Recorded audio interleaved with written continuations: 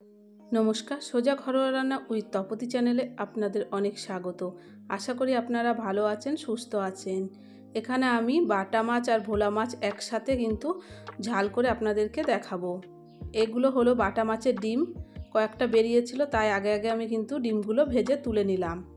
ওই তেলের মধ্যে কেটে রাখা বাটা মাছ দিয়ে দেবো। বাটা মাছটা ভালো করে ধুয়ে পরিষ্কার করে লবণ হলুদ মাখিয়ে নিয়েছিলাম। এক পিঠ উল্টে দেবো, অপর পিঠ হয়ে গেছে। উল্টে পাল্টে ভেজে কিন্তু তুলে নিতে হবে। আর সর্ষের মাছ খুব কড়াভাবে না ভাজলেও কিন্তু হয়। বাদবাকি মাছ আমি কিন্তু দিয়ে দিলাম। একটা মশলা এখানে আমি তৈরি করে নেব। কাঁচা লঙ্কা দিয়ে দিয়েছি পরিমাণ মতন, আর সর্ষে দিয়ে দেবো। আপনারা কিন্তু পোস্তটাও দিতে পারেন। কাঁচা লঙ্কা আর সর্ষেটা ভালো করে কিন্তু শিলপাটায় আমি বেটে নেব। ওই তেলের মধ্যে কালো জিরে দিয়ে দিলাম ফোড়নে, আর মশলাটা দিয়ে দিলাম।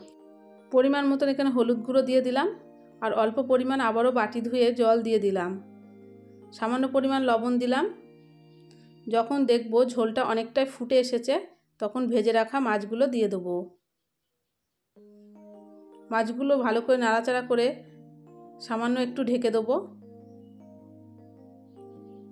আমার চ্যানেলের রেসিপি যদি আপনাদের ভালো লাগে লাইক করবেন, নতুন বন্ধু হয়ে থাকলে চ্যানেলটিকে সাবস্ক্রাইব করে আমার পাশে থাকবেন। ঢাকনাটা তুলে নিলাম, উপর থেকে একটু কাঁচা সর্ষের তেল দিয়ে দিলাম, দিয়ে সামান্য পরিমাণ চিনি দিলাম স্বাদের জন্যে। আপনারা কিন্তু এইভাবে শুধু বাটা মাছ বা ভোলা মাছ আলাদাভাবে রান্না করতে পারেন। আমি এখানে একসাথে কিন্তু দুটো মাছ রান্না করে আপনাদেরকে দেখালাম। হয়ে গেছে, দেখুন একটা পাত্রে ঢেলে নিলাম। একবার হলেও কিন্তু এইভাবে বাড়িতে রেসিপিটা তৈরি করবেন। আশা করি আপনাদের অনেক ভালো লাগবে।